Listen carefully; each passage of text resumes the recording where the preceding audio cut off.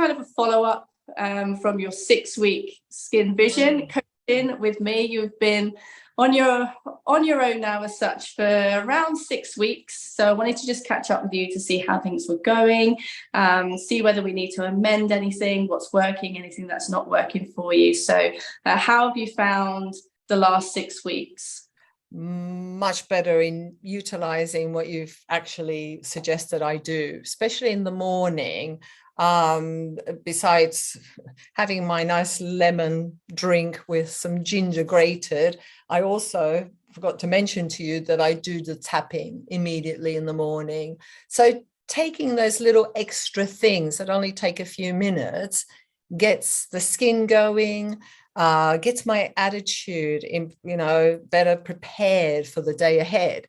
Another thing I love is of course doing the facial yoga with the oil, with a frankincense oil or with a coconut oil, and actually, get that process moving. And I found that it lifts that whole area up, and this and that, and it takes me 2 or 3 minutes, but now it's become the norm.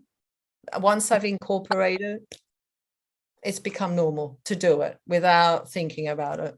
That's it. And that's the whole process behind skin mindfulness, is resetting your mindset. And now your brain is on board with that, thinking it's just a norm. It's not a chore or a bore.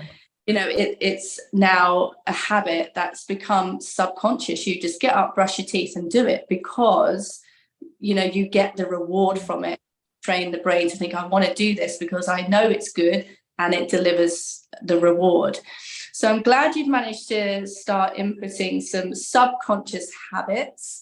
Anything like throughout the day that you've managed to create? I know during the course we talk about creating your environment. So setting cues to help you tackle the actual trigger, because there's always a reason for why we have the fine lines and wrinkles, etc. And we manage to identify your triggers.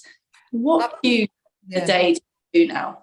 Well, because I'm sitting behind, as you know, computer all day, I find now that when I want to make myself a cup of tea, I'm now having, as you said, a trigger. Okay, have a break with a cup of tea, but at the same time is get some nuts or get some small nibbles that you suggested, things to keep my energy up, because I find that by 3-4 o'clock I start, it dips, my probably lower blood pressure, or feel sleepy. So those things, that hints that you said, to get some nuts or to get some good snacks, of course, healthy snacks.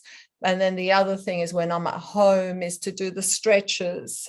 Definitely I can feel the difference of just gently doing those stretches. A meeting might be on, I just, they can't see me, I can do the stretch, or I can stretch like this. I do a lot of these, stretches with the neck, because I know that's where the tension's held. So, and then just rolling also, and lifting and down. So those little triggers has really been good. Yeah, because I know, as you say, you work from home quite a lot, in front of a computer. One of the main triggers for the fine lines and wrinkles was the posture. Posture. Yeah, true. Found yourself hunching and slouching, and this was all creating the fine lines and wrinkles. So we had to deal with that, and that's great. Like when you're behind that computer screen or a meeting comes on, that's you to go, bam, posture. Let's do a couple of minutes of facial yoga, maybe a bit of stretching. So I know you were suffering with the migraines as well. Yes. Do you feel what we've covered in the 6 weeks has also helped manage that at all? Yes, I haven't had any migraines. It's been really fantastic. No migraines. Incredible. At all. But and I think what you just alerted me to, I was doing that. Maybe that was but I now immediately don't do that. So immediately reminds me not to do that, and the slouching forward or going to the screen closer. that is putting tense there. So as you said, I kind of forced myself to go back. So I think all that and the stretching, so far, no migraines. It's incredible. So now what, over 6 weeks when I talk to you, and of course combination of other exercises in the morning, yoga, but mainly, yeah, remembering not to slouch, bend over, hand, awkward postures. No, just staying back and doing those little things, rolling and stretches with the back, neck. And that's it. It's just simple things. You know, it sounds so simple that it can't work, but it don't have to make these dramatic changes to physical and emotional changes within how we feel about our skin, how our skin shows up every day. And like you say, I created you a little skin snacks because you said, look, I'm busy. I don't have time to sit down and eat solid meals. We're creating a skincare ritual to work around your lifestyle. So we created that menu, which I'm glad you're starting to dip into. And how do you feel about like the mindset? I know the first topic in mindfulness, and people are like why do I need to learn about skin mindfulness? And like I always say to everyone, it's your habits that are contributing to your concerns, but it's your mind that controls those habits. How did you topic? Was it intriguing? Like initially was intriguing because it's like realizing how the mind controls you. And it's like you said, it's like this second person or a monkey that's trying to rob your time, or no, you want to do that snack, but you wanted a sweet snack, or you want to do this. No, I've just kind of separated myself from that. And the advice you gave me made sense, made me realize to listen to your inner voice and to understand the difference of, if I do this, this is going to happen, or if I don't do this, this is going to happen. I'm kind of stepped back, gave me a realization about the mind and what you were saying. Would you say you have a better relationship with your skin now? Do you understand it more? You know, what you need to do? Yeah, I understand. Thanks to you, more than anything, you've helped me with the continuous mind, the yoga, facial yoga. And that has been the biggest thing for me.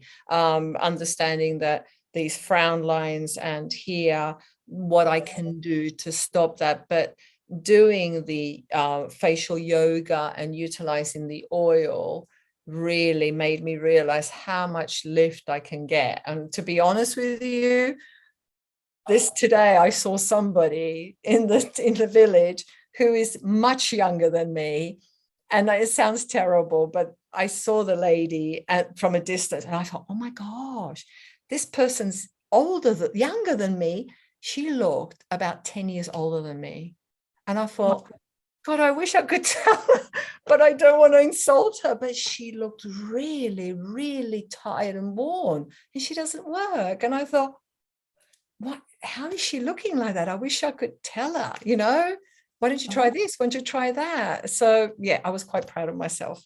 I looked younger for my age. And that's what it's all about. It's just to feel confident in your skin at the stage of life that you are. We don't have to fall into the trap of buying our way out of feeling.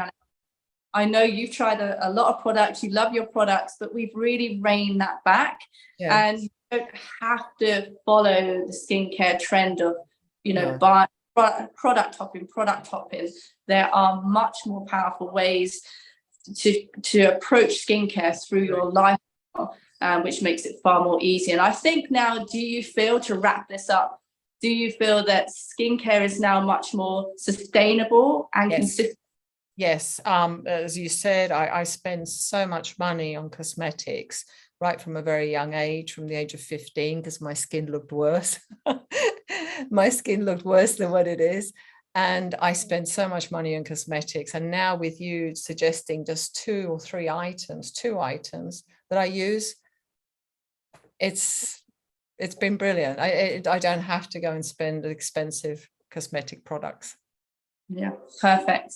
Well, thank you very much. I appreciate your time on sharing your journey so far. As I say, holistic skincare is still a very taboo topic, especially mindfulness. So I appreciate you. Thank you. Appreciate you spending some time just explaining how this has helped you in your skincare journey. Thank you, Sarah. Thanks for your time. Bye-bye.